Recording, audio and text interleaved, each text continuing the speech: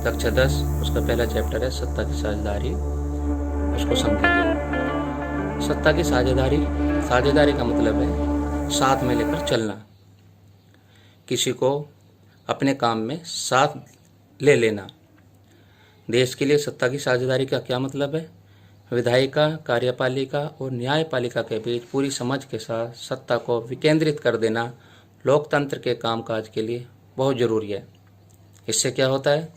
यह विभिन्न समुदायों के बीच के टकराव को कम करती है, पक्षपात का अंदेशा कम करती है, विविधताओं को अपने में समेट लेती है, सत्ता में लोगों की भागीदारी बढ़ाती है। जैसा कि हम जानते हैं, प्रत्येक देश में विभिन्न धर्मों के, विभिन्न मान्यताओं के लोग रहते हैं।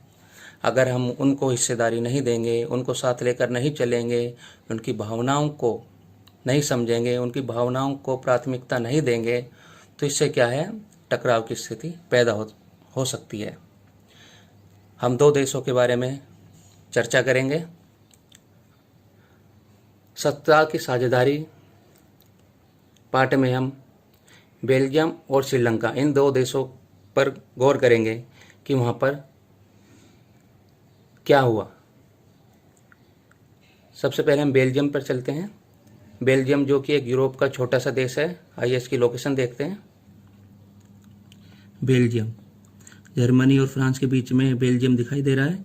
ये एक यूरोप का छोटा सा देश है और इसकी आबादी हरियाणा से भी काफ़ी कम, लगभग 1 करोड़ के आसपास है। बेल्जियम, इसकी कैपिटल ब्रुसेल्स। अब जैसा कि 59% जो डच भाषा बोलने वाले हैं, 40% लोग फ्रेंच भाषा बोलते हैं।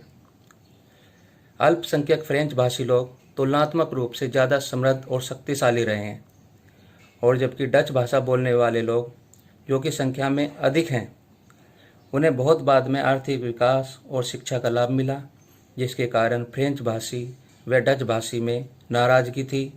धन और समृद्धि के मामलों में वे कमज़ोर व अल्पमत में थे। बेल्जियम में डच भाषी अपनी बड़ी संख्या के बल पर फ्रेंच भाषी और जर्मन भाषी लोगों पर अपनी इच्छाएं थोप सकते थे, जिससे उनके जो बीच की लड़ाई है और बढ़ सकती थी, और जो देश है फ्रेंच भाषी और डच भाषी 2 हिस्सों में पड़ सकता था, और दोनों ही पक्ष, जो कि बेल्जियम की कैपिटल है, उस पर अपना दावा भी ठोक सकते थे। आइए अब श्रीलंका की स्थिति पर विचार करें। श्रीलंका, जो कि भारत के दक्षिण में पड़ता है, एक द्वीपीय देश है। जो श्रीलंका में 74% सिंगली भाषा बोलने वाले लोग हैं और 18% लोग तमिल भाषी हैं।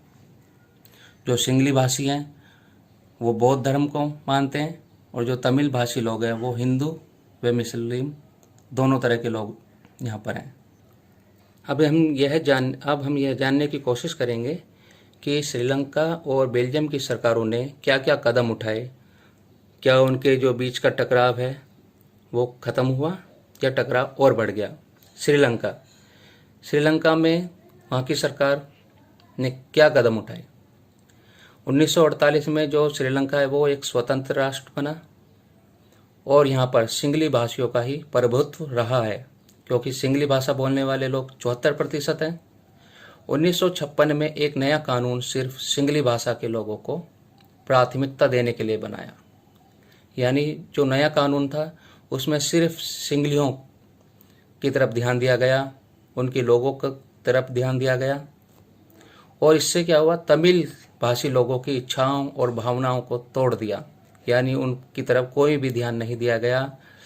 इस कानून के द्वारा विश्वविद्यालयों, नौकरियों में सिर्फ सिंगलियों को ही प्राथमिकता दी गई, और केवल बौद्ध मत और संरक्षण को ही बढ़ावा दिया गया। इसके क्या दुष्परिणाम हुए? इसके परिणाम हुए कि श्रीलंकाई तमिलों में अपनी राजनीतिक पार्टी बनाई, तमिल को अपनी राजभाषा बनाने के लिए काफ़ी संघर्ष किया। 1980 में स्वतंत्र तमिल इलम बनाने के लिए राजनीतिक संगठन बने।